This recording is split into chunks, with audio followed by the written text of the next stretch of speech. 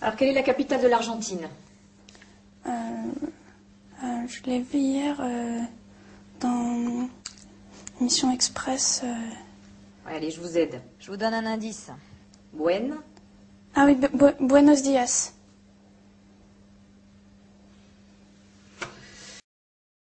Qui était Léonard de Vinci? Alors, Léonard de Vinci, c'était un grand écrivain, assez connu. Et donc, on peut dire, comme œuvre, il avait fait le Da Vinci Code, donc avec Autant Tautou. Que s'est-il passé lors du dernier référendum européen? Ils ont voté non contre la prostitution européenne, en fait.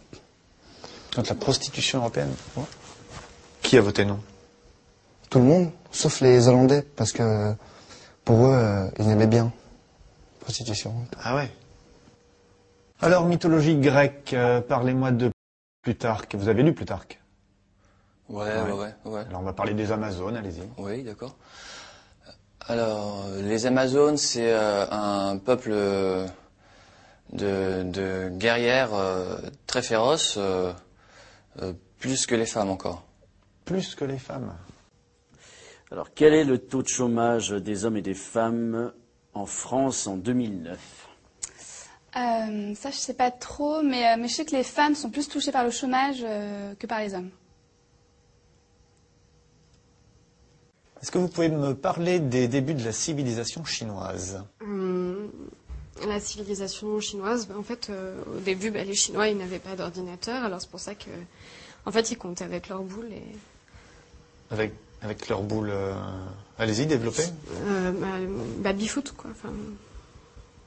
Avec les boules du baby-foot? Oui, comme au baby-foot. Bon, maintenant, parlez-moi de Christophe Colomb. Christophe Colomb, il fait la découverte de l'Amérique. Fut. Oui. Récitez-moi le passé simple du verbe faire.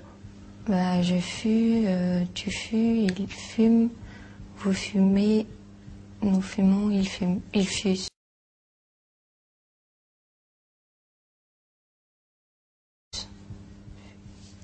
Dites-moi pourquoi Jules César était considéré comme un dictateur. Donc il était considéré comme un dictateur parce qu'il était très capable de dicter plusieurs lettres en même temps, à la fois, d'un coup.